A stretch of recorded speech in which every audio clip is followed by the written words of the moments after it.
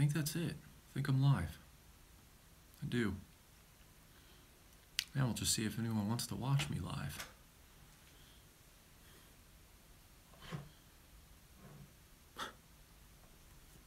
All right. Well.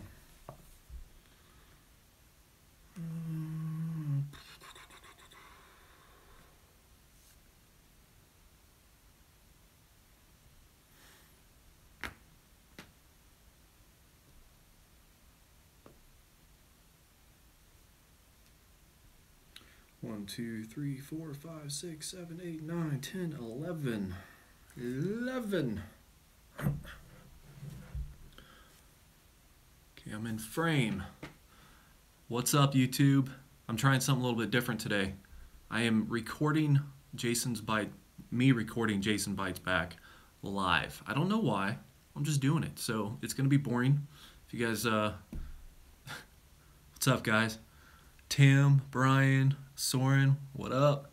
All right, so again, it's probably going to be boring, but this will give you kind of like a backstage, you know, like how much I mess up and how ridiculous it is. So, which is also why I do a lot of editing to where it's not as bad, because I have to edit a lot. So, anyways, hope you are just bored enough to enjoy what's going on today. If not, my apologies.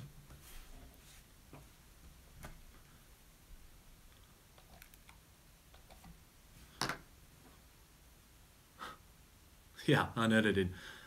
Audio sync in 3, 2.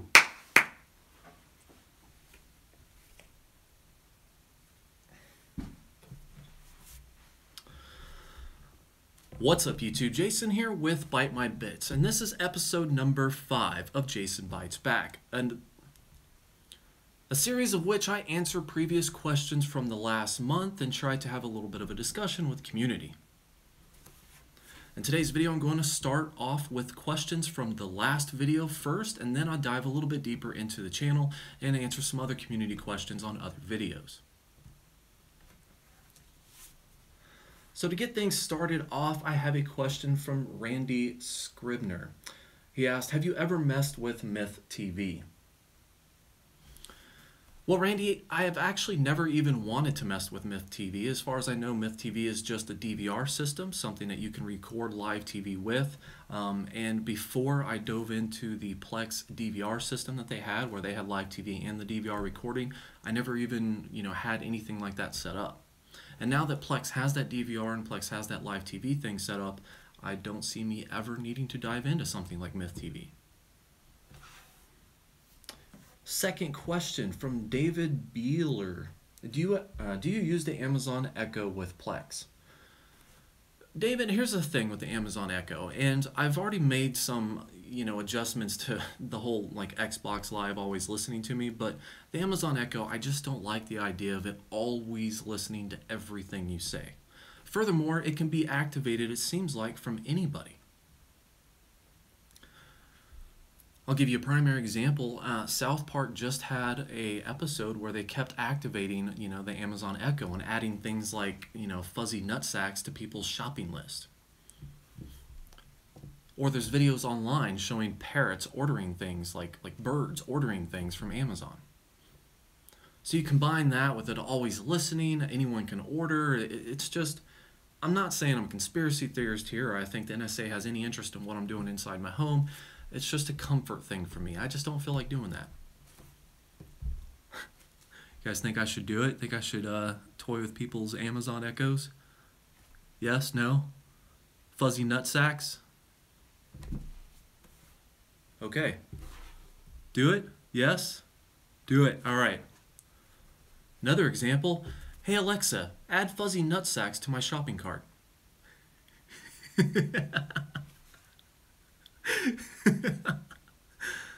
Yeah, see? If South Park can do it, I can get away with it. Okay. Next question from Mr. Pepsi Max. Do you plan on making a video where you talk about the software, Dockers, on your Unraid server, how you set it up, and what you have and why? Well, Pepsi Max, I have, kind of. In my previous setup videos, which I will try to link in the cards above, I did kind of dive into some of the Docker applications that I've installed, what I use them for. But honestly, in the end, I don't run a very wide array of different Docker applications, so it's not really, I don't want to say it's dedicated video worthy.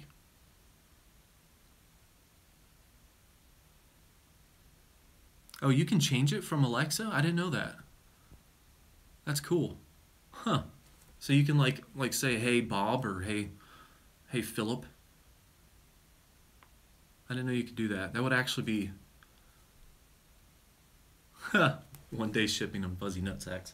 Where was I? So anyways, I don't have it. It's not a dedicated video. I forgot where I was.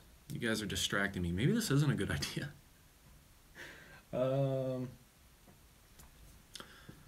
What I would recommend if you are interested in the things that I've installed, just check out those videos, look through. I think mainly I've installed a test version, of some security software for security cameras, which I have not yet dove into, so I plan on getting into that. I did have CrashPlan, but since CrashPlan kind of went corporate craziness and they shut down all the free users, I've since disabled that.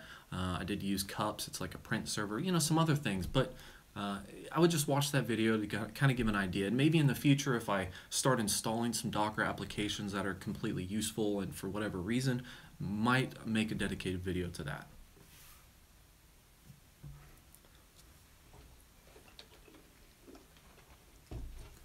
Now this next one is not a question, it's actually me addressing like some comments that I've gotten from a few people. It's not like a ton of them, but wait. Actually, no, that's a different one. Start over. Next one is from John Smith. More of a comment on what my server build. He says, I'm all for crazy builds. I have ridiculous things in my lab I don't need, but realistically, why'd you need 18 cores, CPU, storage at home? Might as well throw your money out the window instead. You don't seem to use it for anything other than storage. So beyond, oh my God, look at high core count. I just don't see the point. Okay, now, John Smith, the most generic name ever.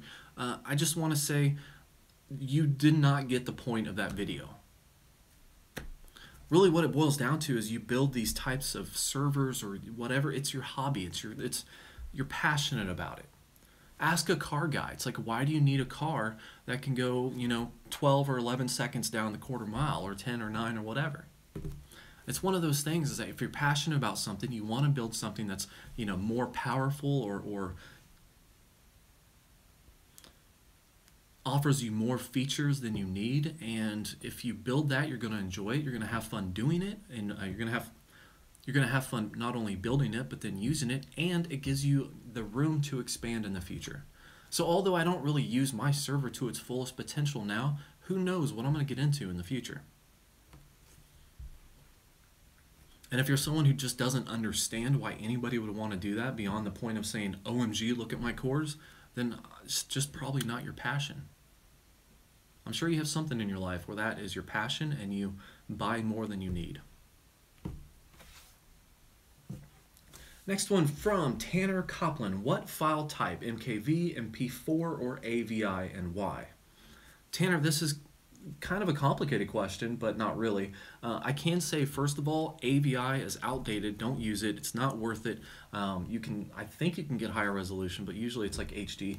Either way, AVI is just too big. The file sizes are too big. The compression is terrible. So AVI, as far as MKV and MP4, I actually have a mixture of those on my server. Most of the time I make things into MKV just because more devices are supporting them natively now, so they can direct play. And what it really boils down to is your clients. What clients do you use the most and what can they support natively?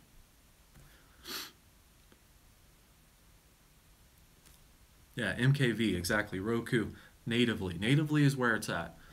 So you find So you find the file that your client can support natively that allows your internal viewing of your media to be less strenuous on your server. So for example, if you have something like a Roku, and if that can support MKVs natively, then you have that higher chance of being able to direct stream everything when you're watching media inside your home, and your server's not going to have to transcode things. So to answer your question, MKVs are usually a safe bet, especially at this time of age. But I would just look at your clients and see what they support natively and try to find what fits your use case scenario the best. MCE Buddy in VM. Oh, is that the is MCE Buddy is the commercial remover, right? I was gonna set that up, but I haven't set it up yet. In fact, I haven't really used. Yeah, there we go. I haven't even used it. The DVR thing. I just don't.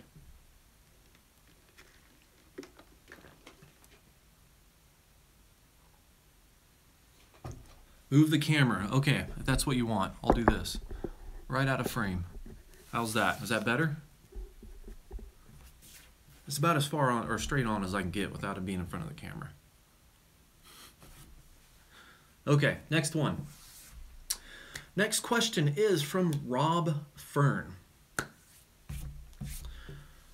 What software are you using for your videos? This is shown at 3:15. This is actually on my LG unboxing for that new monitor that I got. This is a very generic question, but I figured I'd answer it anyways. I just use Adobe Premiere Pro. The reason is it's cheap. You can just pay a small monthly fee for it. And it's easy to use. It's common software. If you ever have to do something, figure something out, there's plenty of videos and tutorials online to do it. I'm not an expert at Premiere Pro, but I've gotten pretty proficient with it. But at the end of the day, it's common, and you can find so much, information online to be able to use it better for whatever reason if you don't know how to do something in it. So,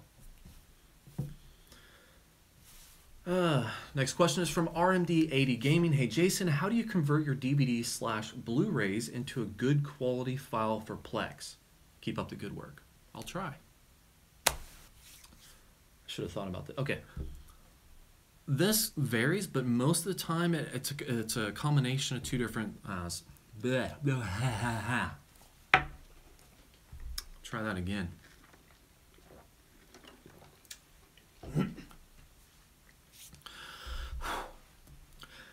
Okay, this varies a little bit, but usually it's a combination of a couple of. Okay, this varies a little bit, but usually it's a combination of a couple different programs. It's like Handbrake and a software called Make MKV. But if I remember right, MKV pretty much handles everything. It just rips it, it takes the title that you want, puts it into a single file. But if you wanted to change the quality, I think you can still do that with MKV. So usually MKV is kind of a one-stop shop for all of that.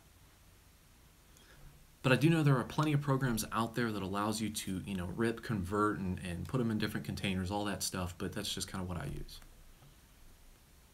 FFmpeg? Nope, never. I mean, I think that's just a codec, right? I mean, Make MKV, it's one of those things, if it works, then, why change it? That's really what it boils down to.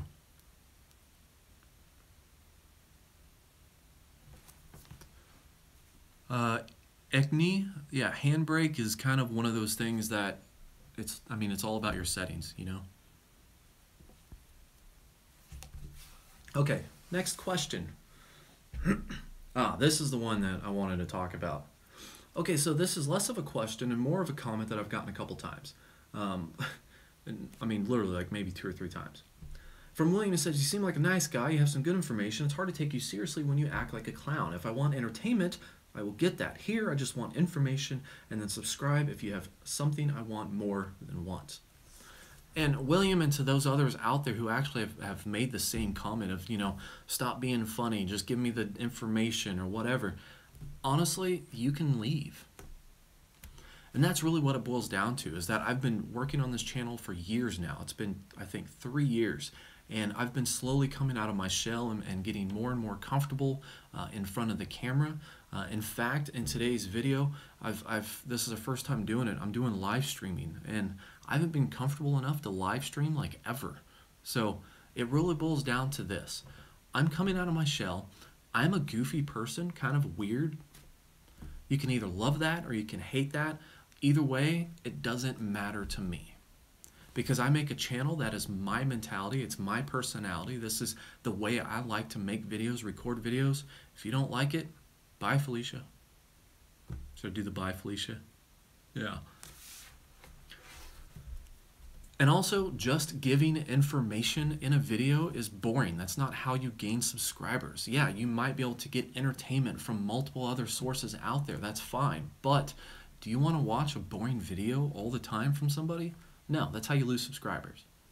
So I'm trying to step it up. I don't want to be too stupid when it comes to comedy or anything, but I'm just going to be more of me and less of a robot. I think that answers that. All right. From Finn Anderson, one of my latest $10 Patreon subscribers. Thank you again. Appreciate you. How big does your Plex folder get? Mine is easily over 150 gigabytes, I think. I assume it's because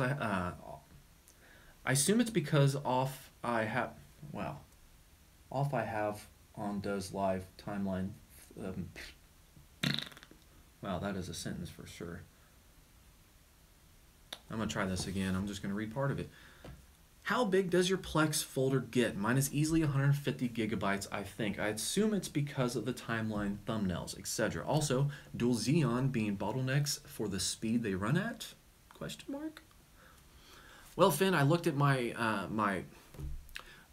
took a look at that, and it's literally about 122, I think 125 gigabytes.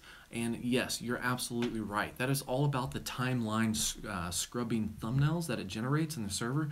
And this is something that you can disable. So if you have limited space, for your Plex data directory, especially for those who might install this on their main PC, like let's say it's running on your main computer that you use for everything else, and you don't have like a 500 gigabyte SSD to not only run your operating system but also have that Plex data folder, you can disable this to make this smaller. So that's something I would recommend if you're having issues with it. Personally, I bought an SSD to 500 gigs, so it's able to handle that and then some, but either way. And then as far as your dual Xeon bottleneck question, that's really what it boils down to, is that yeah, I do have dual Xeons. I have a lot of CPU cores, but they are only running at 2 gigahertz. And with Plex multi-threading, it is able to utilize those cores or those extra cores, but I am still bottlenecked by the overall speed of the single core. So it's just one of those things.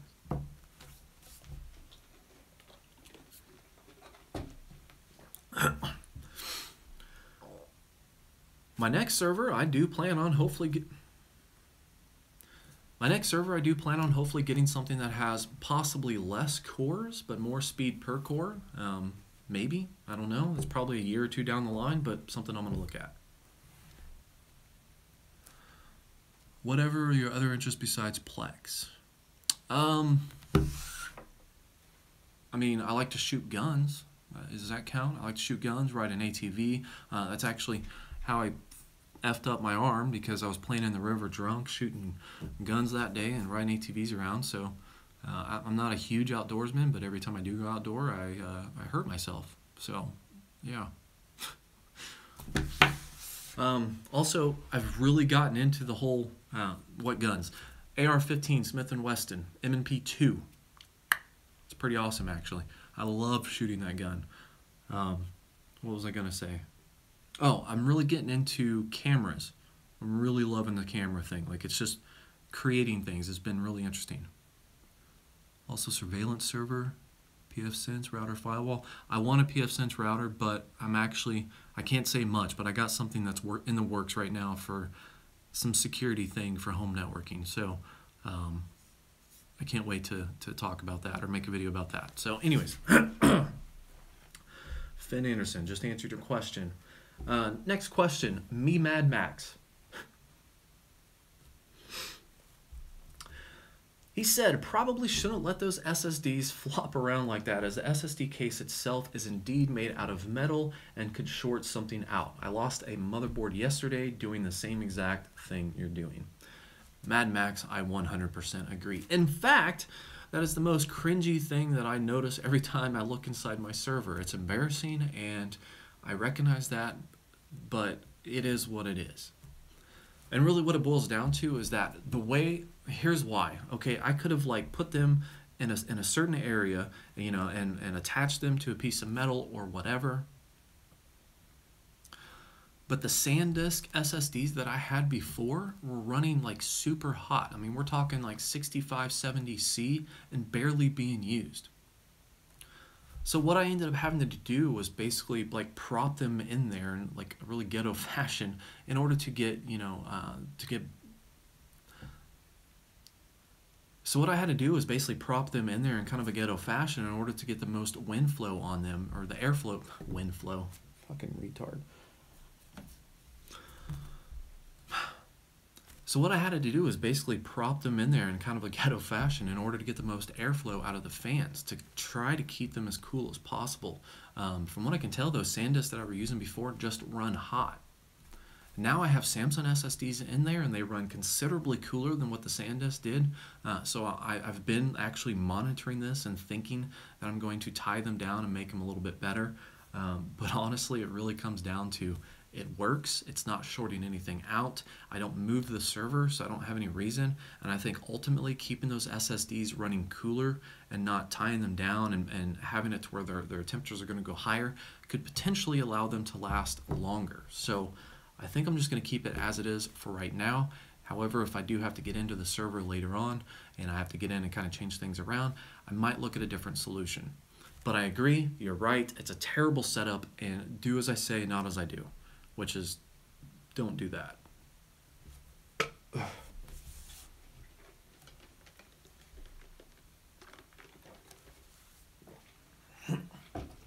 I'm building a Plex server.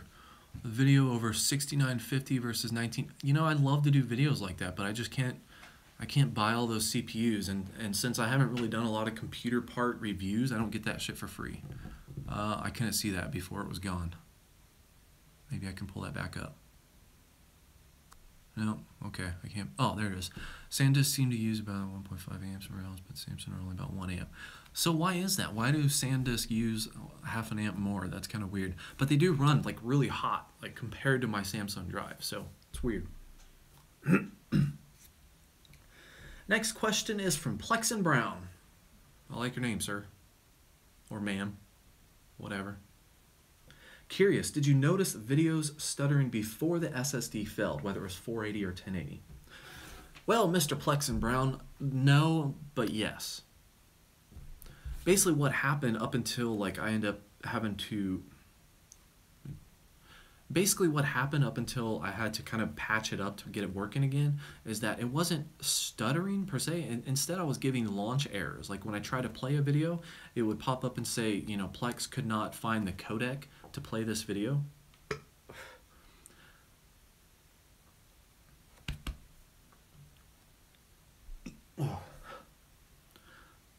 And what that really boiled down to is that Plex could not initiate writing to that SSD. So the SSD was having issues creating that temporary folder for the transcode data. So Plex just was unable to do all that and thus unable to play the video. So when I was having those issues, I started researching it, found that the SSD was going bad, did a little bit of diagnostics on the server, switched everything over to my other... Oh man, sorry you guys had to see that. Where was I? Oh yeah.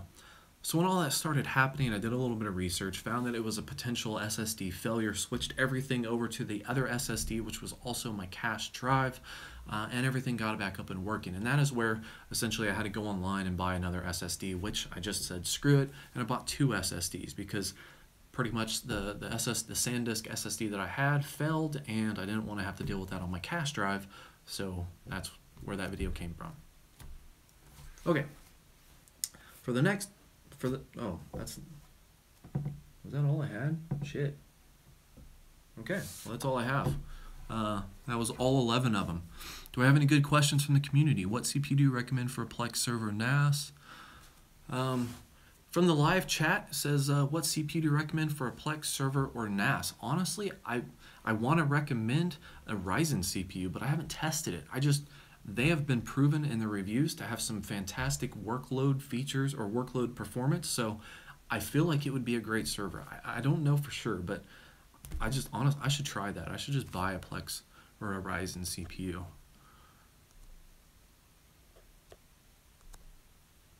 Oh wait, I have a super chat? Thanks to the old Plex Pi video, I share my server with a ton of family. Helps to see my heavy users. Thank you. Eric, thank you for donating $10. I wasn't really expecting any money. Sorry I didn't see that before. But thank you for watching my videos, and I'm glad I could help. Definitely appreciate it. It scares me with Unraid for Ryzen. So many threads about it. Okay. I've seen some of that, so I've actually read some of those things, so I kind of see where you're coming from on that. You should have been nagging you about that on Twitter. Hee hee. What are you nagging me about on what? Scares me with the Unraid. Issues with the Ryzen high-end run hot. Okay. I didn't know that. I thought the stock cooler was actually pretty good. What clients at what TVs? What client? It really kind of varies, man. I mean, what do you have? You know what I mean? Like, do you have any kind of like an Xbox or a PlayStation? Those are great places to start. But I really like the Fire TV. It's cheap, it's fast, it's good, gets updates pretty quick. I really like the Fire TV. Can you get Plex to never transcode regardless of device? Brian Frauber, can you get Plex to never transcode regardless of device? I don't know. Actually, I can't answer that question. I have to research that. I don't think you can, but I don't know. I really don't know.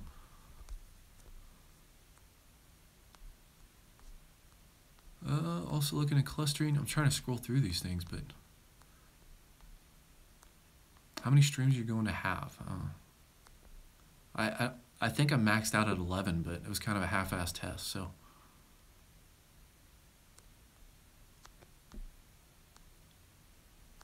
Bugs Bunny, I love your t-shirt. Are you guys friends? No, but I really like Barnacle stuff.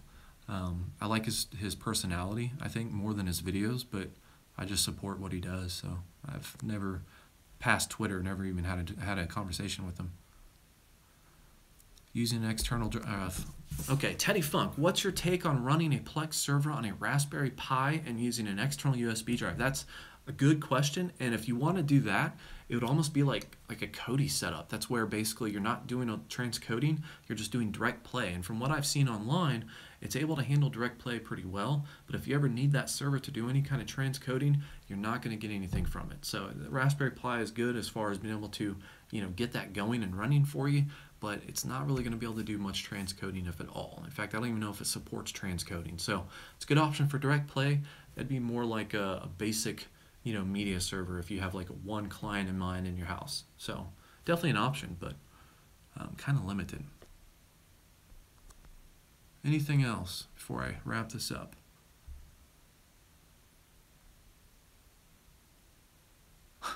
Do you still have your server sitting on L brackets in your rack? Yes, Gumbo Tech, I do.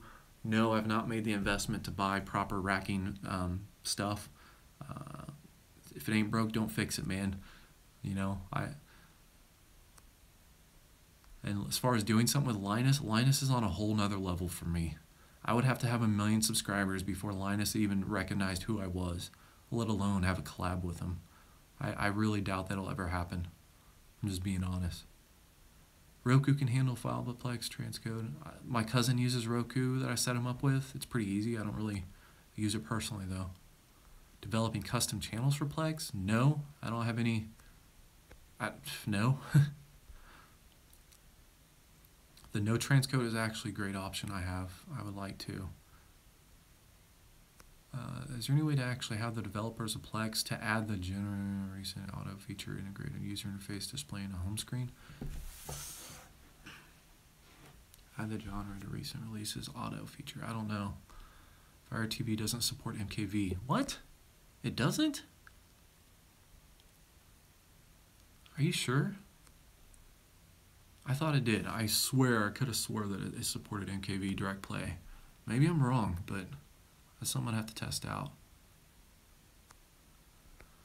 Collaboration with someone. I'd love to see you work with Linus. Again, probably not going to be with Linus. I think that would be impossible. I don't know. I mean, who knows what the future is going to entail as far as collaborations. It would obviously be cool to do a collaboration with somebody on my level, but since I'm a tiny channel, it's going to be hard to find somebody that I would want to do a collaboration with, that would actually want to do a collaboration with me. So all it has to do is change a container. Okay, maybe it's that still doesn't require very much horsepower compared to actually transcoding if all it has to do is change a container. So how many subs would you need to do YouTube full time? Eric, that's a great question. I would probably say 150,000, maybe. I think Paul's Hardware, he started doing it at about 178 full time. So yeah. Believe the Fire TV supports it directly. How do you feel about Chromecast and DVD Fab? Chromecast, I tried it. I even bought it for my last video, but I didn't include it because I just was not impressed. Plex plugins. I don't really have any plugins besides Plex Pi, which is not really a plugin. I just use kind of vanilla. Anyways, I gotta get to the video. I gotta wrap this thing up. What plugins do you have installed? Maybe I should answer some of these questions on video like I fucking said I would. Do change a container. How many would you full-time YouTube? Okay, Eric Chubb, how many subs do you think it would take to do YouTube full-time? This is probably a question I had when I was starting YouTube. Now I think I have a better idea, but it's not a guarantee. I think it really boils down to about 150. If I remember right, Paul's Hardware started going full-time with YouTube at around 178, 179. Could be wrong, but I think that's 179,000 subs. It kind of varies, you know. Sometimes like somebody like Paul, he had connections with Newegg and some major vendors that allowed him some, you know, extra sponsorships and seed money into that. So maybe it's a little skewed just because he had those connections. I can tell you this, that the level I am with, I think almost 40,000 subscribers, I am far away from doing YouTube full time, far away. But maybe at 140,000 subscribers, I'll be a lot closer. Who knows? What's your video going to be about? Did you ever find out how much data has been written to your side before it failed? Codeman, I have not. I was pissed off at that, so I just haven't even looked at it. It's addicting, dude. Yeah, Plex is addicting. Rendering anything in Blender, Maya, Cinema with your server? No, I don't do any of that. I love Plex, is awesome. Okay. Well, I think I'm going to wrap it up, guys. I don't really see any other good questions to ask. Is there any way to have Plex home screen display recent releases automatically by year from the home screen? I thought there was an option for that. At least there is on Xbox. I think if you scroll all the way to the right. I ordered my failed SSDs from Newegg. I order a lot of my shit from Newegg. Your guy on Windows. Okay. So anyways, I'm going to wrap this video up. I do want to say that I have something exciting to announce. And I am like ecstatic from it. More ecstatic than I was with that monitor that I unboxed, which by the way, I'm still working on that review. I've ordered a color calibrator to do some further test on it. So but anyways, something exciting to release. I'm hoping Thursday or Friday I can make that video and talk about it. If you follow me on Twitter, you probably already have a pretty good idea of what it is. I think it's going to take my channel, you know, potentially to another level as soon as I learn to use it better. But yeah, it's a significant investment for me, and I am excited to put it to use. So stay tuned for that. Before I finish this up, I do want to, you know, do a huge shout out to my Patreon subscribers. Thank you, every single one of you. You guys are what has made this, you know, especially this newest investment happen. I know you guys have seen some, you know, sponsorships on this channel, you know, from Plex. I've done some .tech sponsorships. I got some, you know, future sponsorships coming up that I'm excited to do too, that I'm actually really excited just to make the video, let alone get paid for it. All of that has come to, you know, a final moment for me, and that's going to be released on Thursday or Friday, where I'm hopefully going to reveal what I purchased and try to contain my excitement as much as possible. And it's all because of you. So thank you everybody for subscribing and watching and just being a part of the community and having the same, what's the word I'm looking for? Having the same passion. Okay.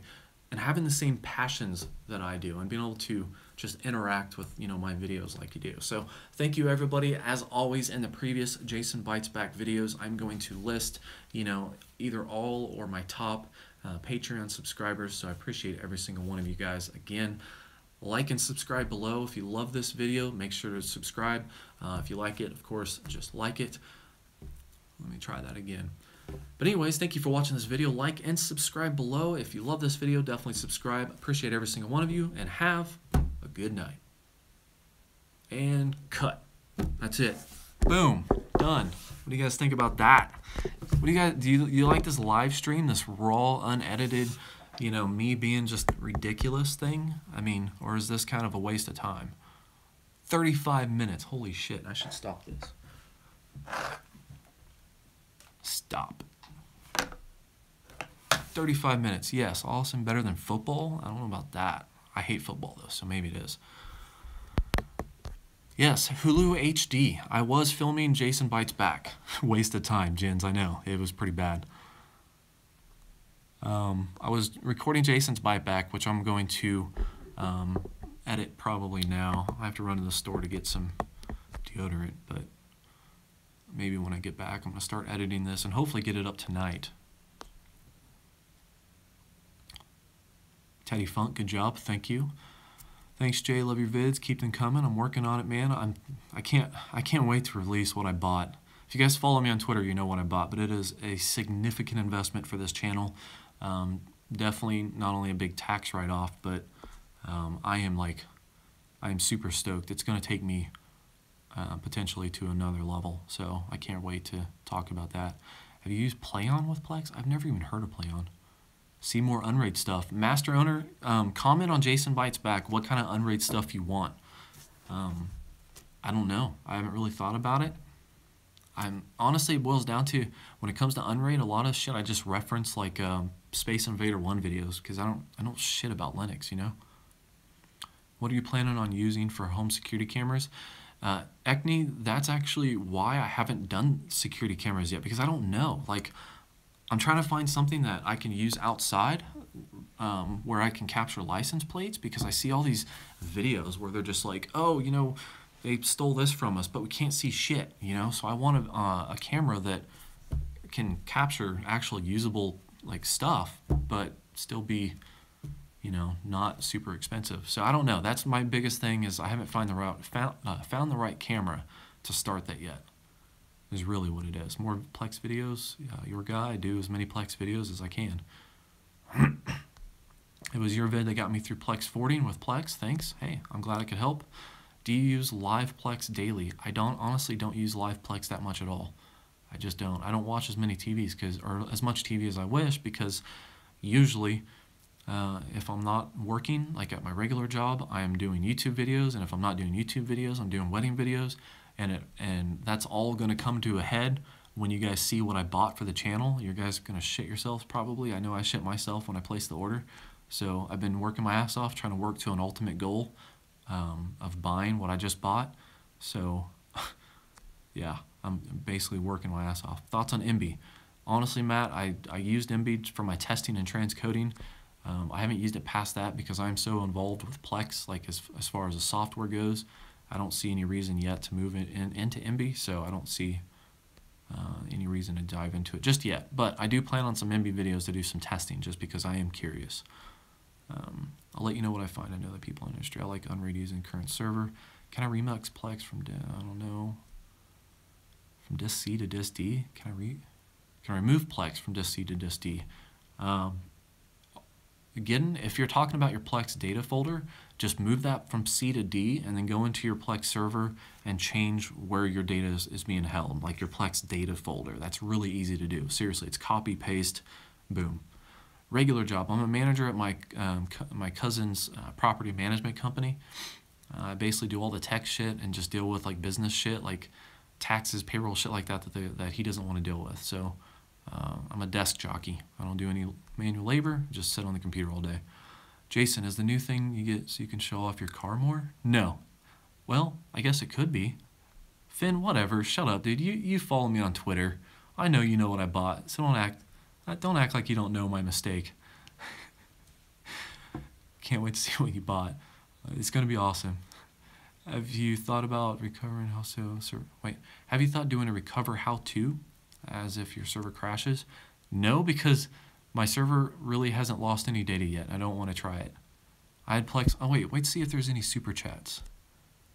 Any more? Nope, just Eric. Perfect. Good, guys, you don't need to donate. I don't need you guys to donate. Okay, I have Plex on my PC and later install on my server. Should I have not on both the same network like that? You can have as many servers as you want, Jerry. Just keep your main one. I mean, it doesn't really matter. You can have as many as you want.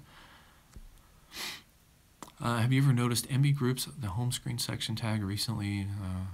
Movies released rather than what? Again, I haven't really used much MB. So, okay, I think that catches up, guys. Any more questions before I wrap it up? You got like 5 seconds. What's your Twitter? It's @_ByteMyBits because I was not cool enough to get Byte My Bits just without the underscore. So @_ByteMyBits. What do you use Plex for controlling smart lights in your home? Holy shit, can you even do that? I don't know. Favorite beer? Oh man, you're gonna laugh. I know, I laugh at myself. It depends on the mood, Agni. My favorite generic beer is most recently Bud Light Platinum. I don't know why. It sounds stupid. It's overly expensive, but it has a crispness to it that I like to drink as a casual. Plus, I only drink like 3 or 4 of them, whereas regular Bud Light, I drink like 14. So, and not because it's stronger. I stopped drinking it because I don't know. It's a weird mentality. But normally, aside from the Bud Light, if I want to actually enjoy beer and enjoy the taste and experience the beer, I do pretty much random beers that I find at the grocery store. The thing is, I haven't done that very often because I like to do like home brews, like the local brews. But the liquor store that I have close to me now doesn't really carry very many like local brews.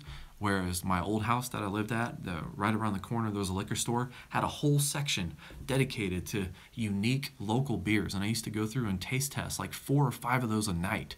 But now I don't have that, and I'm not going to drive half an hour to get that. So I've just been drinking a lot of Bud Light, which sucks. I mean, Bud Light's my favorite piss beer, as it were, but it's not my favorite beer, just the most convenient beer, basically.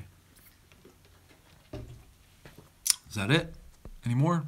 Have you tried beta of automatically quality adjusting? I have not. Great channel. Keep it up.